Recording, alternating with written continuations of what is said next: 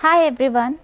During the pandemic, everything has become online, and as an IELTS instructor, it has become difficult for me to instruct my students with regard to English.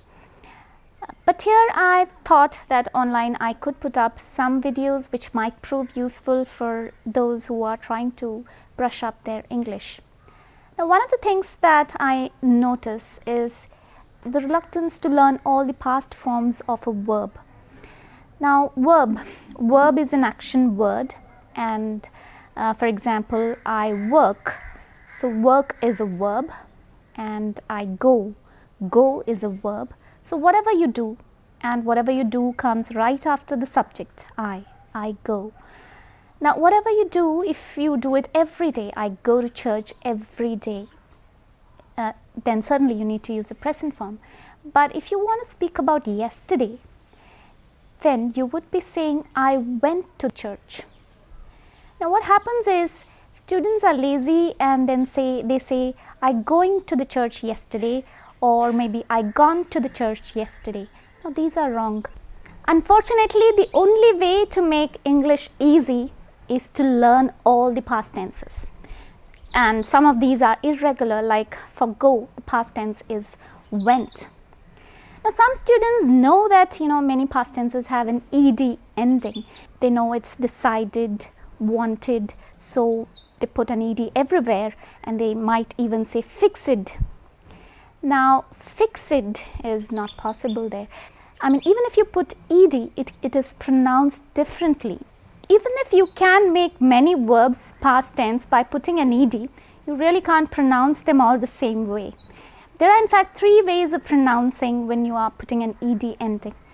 If you have a word which ends in a d or a t, only then can you pronounce the id sound. So you would say wanted because there's a t, and so you can say id.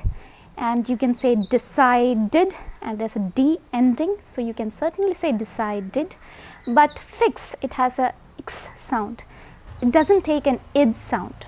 So it would be fixed. And why is that? Why do we use fixed sound with the word fix? Well, if you notice, when you say the word fix, you're not using your throat much. You're just using your mouth part, and x. There's a sound you're making with the front of your mouth, and there's no throat. X, no throat involved there. So whenever a verb has that kind of ending in the sound, you have to use t ending. Instead of id, you'd say t. So that would be fixed. That's the second way of pronouncing. And there's one more third way of pronouncing. Now, if it is not a t ending or a d ending, and not even unvoiced ending, it's something like a throatal ending. For example, close, z. You're using a throat there. So how do you say it? You would use a d ending, a simple sound d. Closed. So it's not id, closed, no. It's not closed, no. It's closed. So these are the three ways, and again, you have to actively, understand it, or maybe just listen. The easiest way out with English is that you listen to a lot of English, and then it will automatically register in your mind that this is the right pronunciation and this is the right past form. But essentially, these are the tips, and now you indeed need to work with these tips. Now let's revise the past forms of verbs. I'll also give example sentences to distinguish past form and present form. The regular verbs take the ed ending for the past forms. They may be pronounced in three different ways, but here for convenience, I've taken the most common id ending sounds. Resisted, repeated. You can repeat after me. I repeated everything that I had already explained. Now the verbs with past tenses that don't have a typical ed ending. I keep my books on the shelf every day, but yesterday I kept it on the table. Now for regular verb past forms again, but pronounced similar to fixed.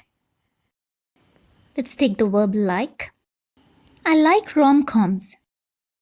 I liked the movie I watched yesterday. Now the final form, like closed, we have played, showed, opened. I never opened the dictionary, but I opened it yesterday.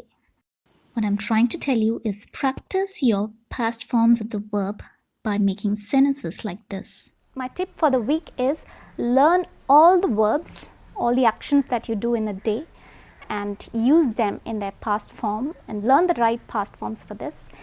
And if you're using an ed ending, learn the right pronunciation for it. Thank you.